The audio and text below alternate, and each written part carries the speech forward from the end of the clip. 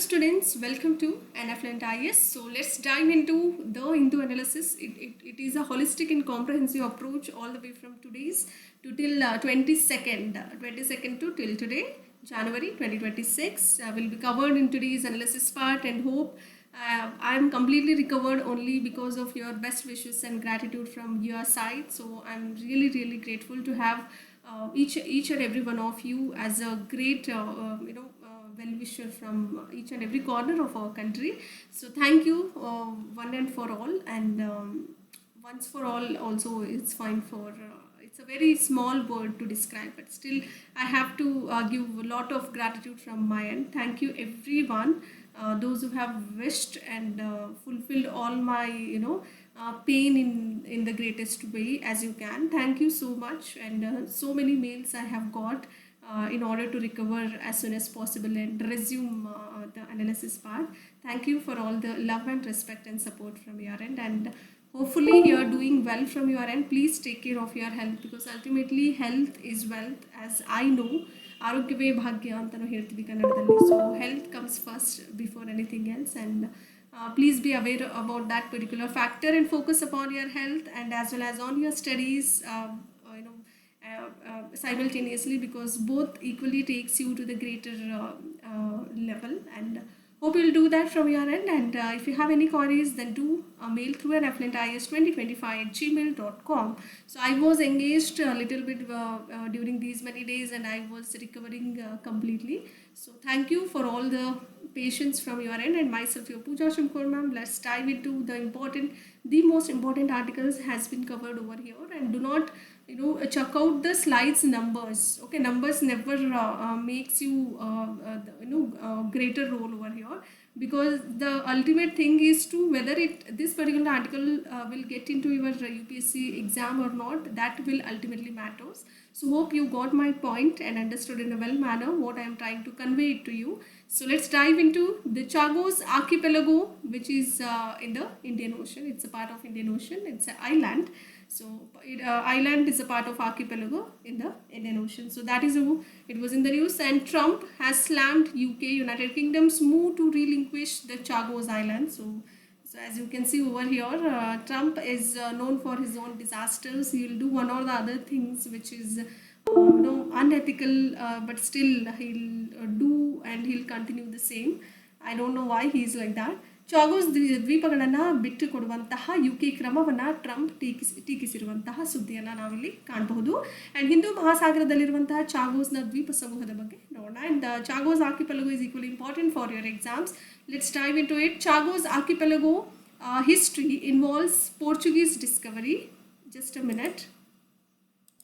The history of Chagos archipelago, okay, it involves Portuguese discovery, and this particular thing involved French settlement with enslaved labor and British acquisition in the year 1814. It was earlier French settlement with enslaved labor, which was becoming a part of Mauritius. Chagos Island or archipelago was a part of Mauritius earlier in the year 1814. Do remember, very important. ಚಾಗೋಸ್ ದ್ವೀಪ ಸಮೂಹದ ಇತಿಹಾಸ ನೋಡೋದಾದರೆ ಪೋರ್ಚುಗೀಸ್ನ ಒಂದು ಆವಿಷ್ಕಾರನೇ ಆಗಿರುತ್ತೆ. ಗುಲಾಮಗಿರಿ ಕಾರ್ಮಿಕರೊಂದಿಗೆ French ವಸಾಹತು ಆಗಿರುವಂಥದ್ದು. 1814ರಲ್ಲಿ British ಸ್ವಾಧೀನ ಮಾರಿಷಿಯಸ್ನ ಒಂದು ಭಾಗವಾಗಿ ಈ ಚಾಗೋಸ್ ಆರ್ಕಿಪೆಲಗೋ ಅಂದರೆ ದ್ವೀಪ ಸಮೂಹವು ಮಾರಿಷಿಯಸ್ನ ಒಂದು ಭಾಗವಾಗಿ ಇತ್ತು.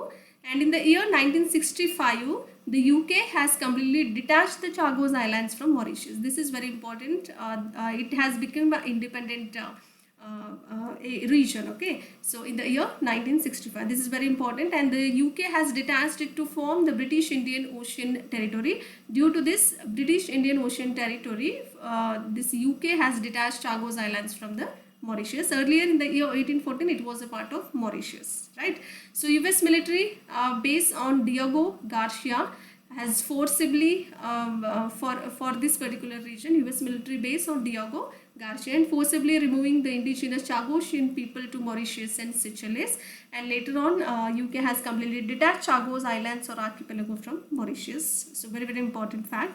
1965ರಲ್ಲಿ UK ಅದನ್ನು ಬೇರ್ಪಡಿಸುತ್ತೆ. ಯಾವುದನ್ನು? ಚಾಗೋಸ್ ದ್ವೀಪ ಸಮೂಹ ಏನಿತ್ತು, ಸೊ ಅದನ್ನು ಮಾರಿಷಿಯಸ್ಸಿಂದ ಬೇರ್ಪಡಿಸಿಬಿಟ್ಟು ಒಂದು ಸ್ವತಂತ್ರವಾದಂತಹ ದ್ವೀಪ ಸಮೂಹವಾಗಿ ಮಾಡುತ್ತೆ. ಡಿಯಾಗೋ ಗಾರ್ಸಿಯಾದಲ್ಲಿ US ಮಿಲಿಟರಿ ನೆಲೆಗಾಗಿ ಬ್ರಿಟಿಷ್ ಹಿಂದೂ ಮಹಾಸಾಗರ ಪ್ರದೇಶ BIOTಯನ್ನು ರೂಪಿಸಿರುವಂಥದ್ದು. ಸ್ಥಳೀಯ ಚಾಗೋಶಿಯನ್ ಜನರನ್ನು ಮಾರಿಷಿಯಸ್ ಮತ್ತು ಸಿಷಲೇಸ್ಗೆ ಬಲವಂತವಾಗಿ ಸ್ಥಳಾಂತರಿಸುವಂತಹ ಒಂದು ಪ್ರಕ್ರಿಯೆ ಕೂಡ ನಡೆದಿರುವಂಥದ್ದು. UK ಚಾಗೋಸ್ ದ್ವೀಪ ಸಮೂಹವನ್ನು ಮಾರಿಷಿಯಸ್ನಿಂದ ಬಿಟ್ಟುಕೊಟ್ಟಿರುವಂತಹ ಒಂದು ವರ್ಷ ಯಾವುದು? 1965. So please to remember, very important, Chagos archipelago which was a part of our Indian ocean, very important. Article 176 of the Indian Constitution. So what it says, why it is so important, it is with regards to governor, but as we have discussed, most of the previous analysis were a part of governor, how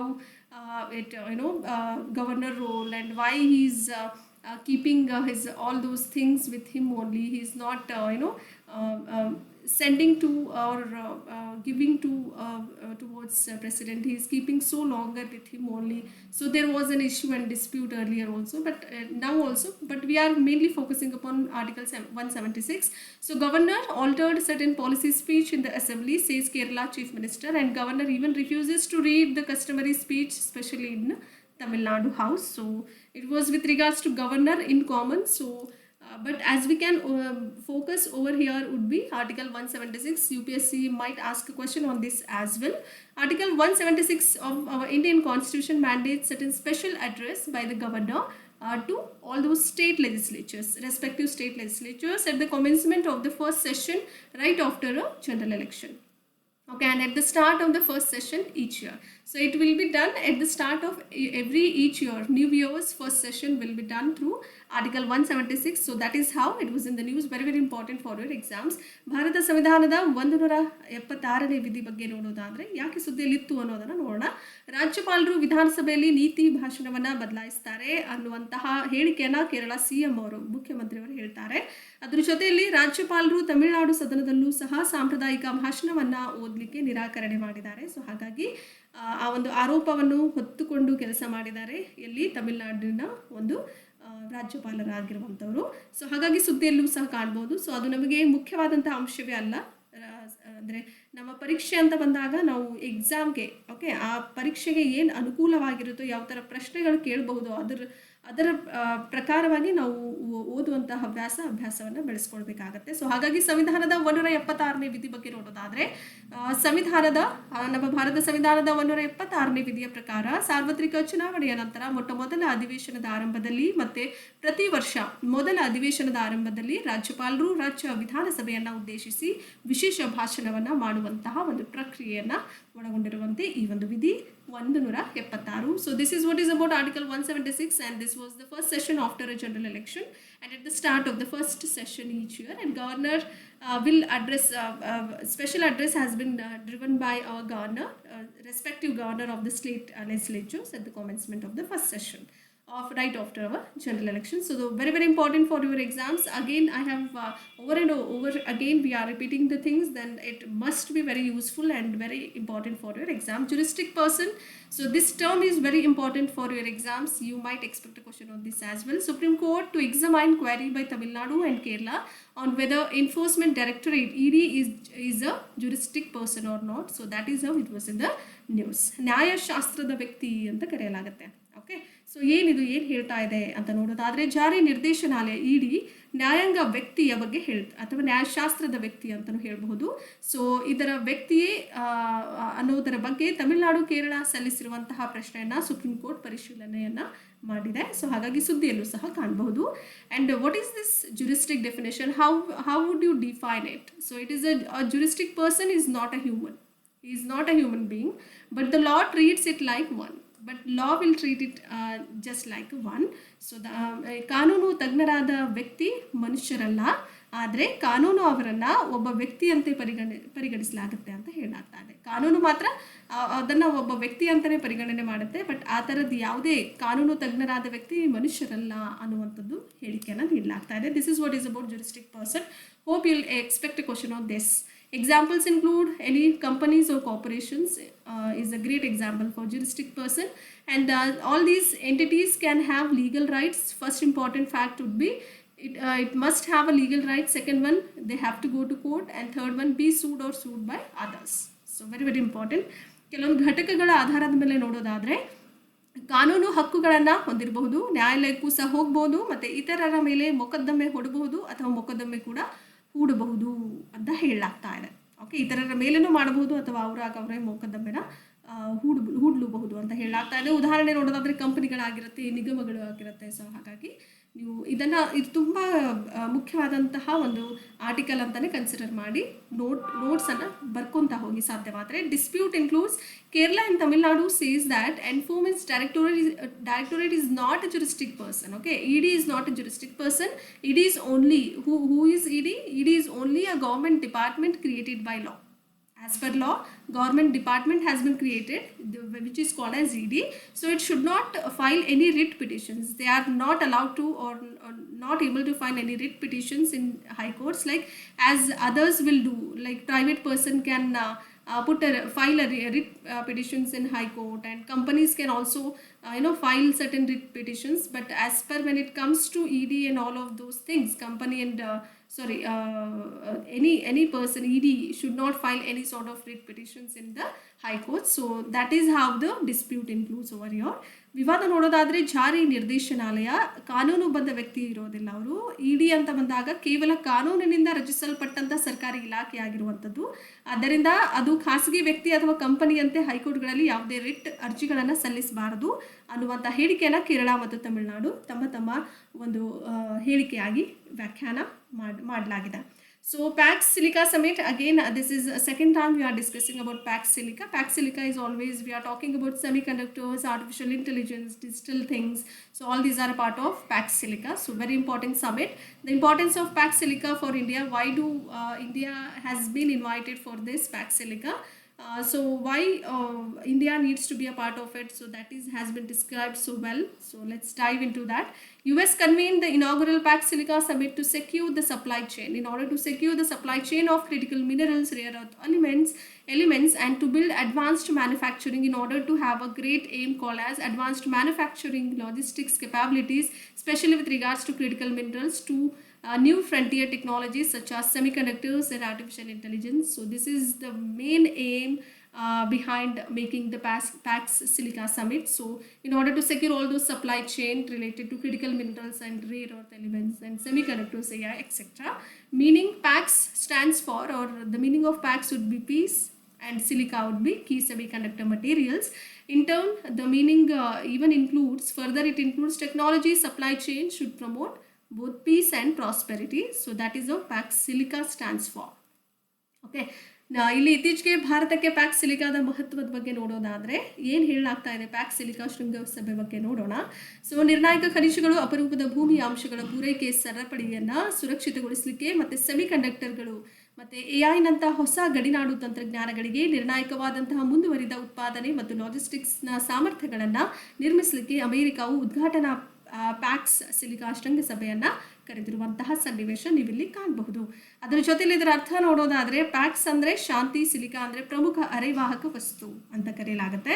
ಇನ್ನು ಅರ್ಥದಲ್ಲಿ ನೋಡೋದಾದರೆ ಇಲ್ಲಿ ತಂತ್ರಜ್ಞಾನ ಪೂರೈಕೆ ಸರಪಳಿಯನ್ನು ಸಹ ಒಳಗೊಂಡಿರುವಂಥದ್ದು. ಅದು ಶಾಂತಿ ಮತ್ತು ಸಮೃದ್ಧಿಯನ್ನು ಉತ್ತೇಜನ ಮಾಡಲಿಕ್ಕೆ ಈ ಒಂದು ಪ್ಯಾಕ್ಸ್ ಸಿಲಿಕಾ ಸಮ್ಮಿಟ್ ಶೃಂಗಸಭೆಯನ್ನು ಮಾಡಲಾಗ್ತಾ ಇದೆ. Objectives includes reduce coercive dependencies in order to not to depend upon depend on certain things. So they are in order to reduce the dependencies and secure global technology and AI supply chains, and even to build a trusted digital infrastructures were the key main objectives of Pax Silica Summit. Okay, ಉದ್ದೇಶಗಳು ನೋಡೋದಾದರೆ ಬಲವಂತದ ಅವಲಂಬನೆಗಳನ್ನು ಕಡಿಮೆ ಮಾಡೋದ್ರ ಮೂಲಕ ಜಾಗತಿಕ ತಂತ್ರಜ್ಞಾನ ಮತ್ತು AI ಕೃತಕ ಬುದ್ಧಿಮತ್ತೆ ಪೂರೈಕೆ ಸರಪಳಿಗಳನ್ನು ಸುರಕ್ಷಿತಗೊಳಿಸುವುದಾಗಿರಬಹುದು ಮತ್ತು ವಿಶ್ವಾಸಾರ್ಹ ಡಿಜಿಟಲ್ ಮೂಲಸೌಕರ್ಯಗಳನ್ನು ನಿರ್ಮಿಸುವಂತಹ ಒಂದು ಮುಖ್ಯ ಉದ್ದೇಶಗಳನ್ನು ಒಳಗೊಂಡಿರುವಂಥದ್ದು. And this is very important for your exams. Why do India has to be a part of Pax Silica Summit, and these were the main objectives as you can see over here, very important for your exam perspective. Pax Silica Summit. And now we are moving on to central bank digital currencies, again a very important article, the RBI, Reserve Bank of India, has recommended to the center that a proposal connecting to the central bank digital currencies CBDCs of BRICS. So it was with regards to BRICS. So try to comment while giving the answers of BRICS member countries. So give the answers accurately. So if you don't know, then you can search it on your Google and give your answers in the comment section below. The proposal seeks, what is the proposals behind, what is the main intentions behind making this proposal? In order to seeks to make cross-border payments easier, much easier, cross-border payments is included over here, and to put forward at the 2026 BRICS Summit, which is about to held in India.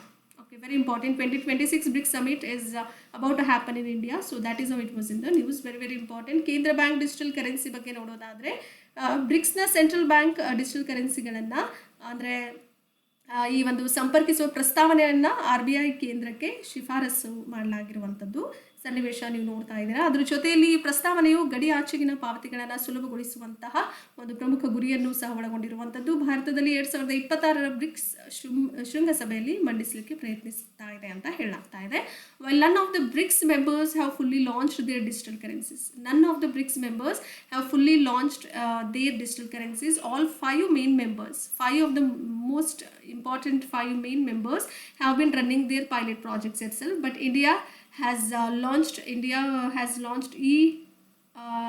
I think e-rupee or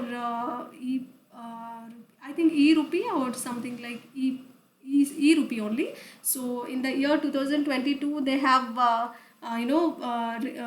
had 7 million retail customers under this rupee. So that is how it was in the news. So it is a part of digital currency altogether. So India is making a good move and the improvement, as we can see through digital currencies. But what are the other members of BRICS? You need to mention in the comment section. And Trump has previously even said that BRICS alliance is a anti-American. So Trump always says such a disastrous statements where one should focus upon his statements, whether he is speaking with his own will intention or with proper knowledge or not. So he has said that BRICS alliance is anti-American, so it is against American policies or philosophies. So he said that this particular alliance is anti-American, and even he threatened to impose tariffs on all the members of BRICS. So that is how it was in the news. Very important for your exams altogether. BRICS ಸದಸ್ಯರಲ್ಲಿ ಯಾರು ತಮ್ಮ digital ಕರೆನ್ಸಿಗಳನ್ನು ಸಂಪೂರ್ಣವಾಗಿ ಪ್ರಾರಂಭಿಸಿಲ್ಲವಾದರೂ ಕೂಡ ಎಲ್ಲ 5 ಪ್ರಮುಖ ಸದಸ್ಯ ರಾಷ್ಟ್ರಗಳೇನಿದೆಲ್ಲ pilot ಯೋಜನೆಗಳನ್ನು ನಡೆಸ್ತಾ ಇರುವಂಥ ಸನ್ನಿವೇಶ ನೋಡ್ಬೋದು. ಬಟ್ ಭಾರತ ಅಂತ ಬಂದಾಗ ಈ ರುಪಿ ಅನ್ನುವಂಥದ್ದು ಒಂದು ನನಗೆ ಸರಿಯಾಗಿ ನೆನಪು ಬರ್ತಾ ಇಲ್ಲ, ಈ rupee or something like that. I really don't know.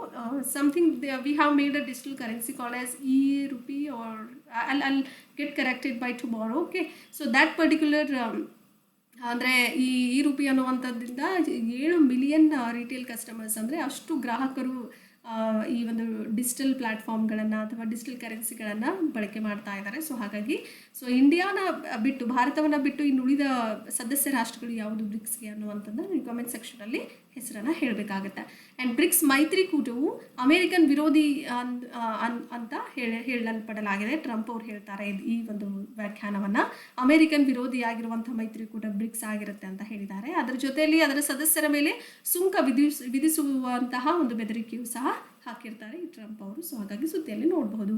Last but not the least, very important, trending electrical vehicles. As you can see, you can do a charge in the whole night as per whenever it is required. You'll get charged to that particular car, and you can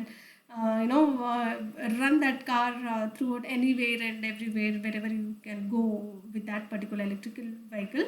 So it has a boom in the market, so it's accelerating a copper crunch. So that is how it was in the news. ವಿದ್ಯುತ್ ಚಾಲಿತ ವಾಹನಗಳ ಉತ್ಕರ್ಷವು ತಾಮ್ರದ ಬಳಕೆಯನ್ನು ಹೆಚ್ಚಿಸ್ತಾ ಇದೆ ಅಂತ ಹೇಳಲಾಗ್ತಾ ಇದೆ, ವಿದ್ಯುತ್ ಚಾಲಿತ ವಾಹನಗಳು. So electric vehicles are good for the environment. Always it is very good for environment, as whenever we are taking any of the vehicles or purchasing the vehicles which needs diesel or petrol, then it obviously makes air pollution and many other factors, sound pollution, etc. So it's a safer side if most of the people of each and every country in the global level or the worldwide, if you are using as many as electric vehicles, then it's very good for the environment sector. And but they need a lot of copper to work with all these electric vehicles. So copper is a main criteria over here. ವಿದ್ಯುತ್ ಚಾಲಿತ ವಾಹನಗಳು ಪರಿಸರಕ್ಕೆ ಒಳ್ಳೆಯದಾಗಿರುವಂಥದ್ದು, ಆದರೆ ಅವುಗಳಿಗೆ ಕೆಲಸ ಮಾಡಲಿಕ್ಕೆ ಸಾಕಷ್ಟು ಸಹಕಾರ ಬೇಕಾಗುತ್ತೆ ಅಂತ ಹೇಳಲಾಗ್ತಾ ಇದೆ. ಕಾಪರ್ ಬೇಕಾಗುತ್ತೆ ಅಂತ ಹೇಳ್ತಾ, ಅಂದರೆ ತಾಮ್ರದ ಅವಶ್ಯಕತೆ ತುಂಬ ಇರುತ್ತೆ. So copper is used in batteries, motors, wiring, charging stations and power lines. So see many of most of the batteries includes your copper. Motors also needs copper, wiring also needs copper. Without copper you cannot do anything, right? So copper is a must thing. Basic need is copper for electrical vehicles. Okay, ತಾಮ್ರವನ್ನು ಬ್ಯಾಟ್ರಿಗಳಲ್ಲಾಗಿರ್ಬೋದು, ಮೋಟಾರ್ಗಳು, wiring ಅಂದರೆ wire ಇರುತ್ತಲ್ಲ, wire ಒಳಗಡೆ ತಾಮ್ರ ಇರುತ್ತೆ, charging ಸ್ಟೇಷನ್ಗಳಲ್ಲಿರ್ಬೋದು, ವಿದ್ಯುತ್ ಮಾರ್ಗಗಳಲ್ಲೂ ಸಹ ಬಳಸಲಾಗುತ್ತೆ. And E V uses 4 to 5 times more copper than a petrol or diesel car. It requires more 4 to 5 times more copper than that of petrol and diesel cars. So it's very important. Petrol ಅಥವಾ diesel ಕಾರ್ಗೆ ಹೋಲಿಸಿ ನೋಡಿದಾಗ E V ಅಂದರೆ ವಿದ್ಯುತ್ ಚಾಲಿತ ವಾಹನಗಳಿಗೆ 4 ರಿಂದ 5 ಪಟ್ಟು ಹೆಚ್ಚು ತಾಮ್ರವನ್ನು ಬಳಸಲಾಗುವಂಥದ್ದು. As more people buy E Vs, copper demand is shooting up very very fast. Okay, so ಹೆಚ್ಚಿನ ಜನರು ವಿದ್ಯುತ್ ಚಾಲಿತ ವಾಹನಗಳನ್ನು ಖರೀದಿಸ್ತಾ ಇದ್ದಾರೆ. ಸೊ ಹಾಗಾಗಿ ತಾಮ್ರದ ಬೇಡಿಕೆಯು ಕೂಡ ಬಹಳ ವೇಗವಾಗಿ ಹೆಚ್ಚುತ್ತಾ ಇದೆ ಅಂತ ಹೇಳಲಾಗ್ತಾ ಇದೆ. E V sales grew from very small numbers to millions of cars in just of about 10 years. So again very important, very small numbers to million of cars.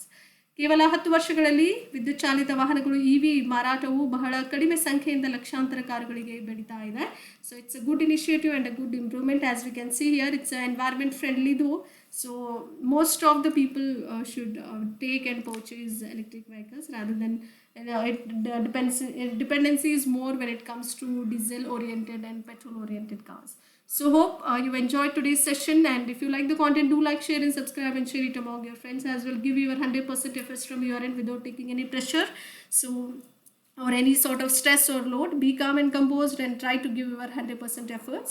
So and give as many as test series as you can from your end. So hopefully you will do that, and keep loving us, keep sharing us. Thank you and have a great time.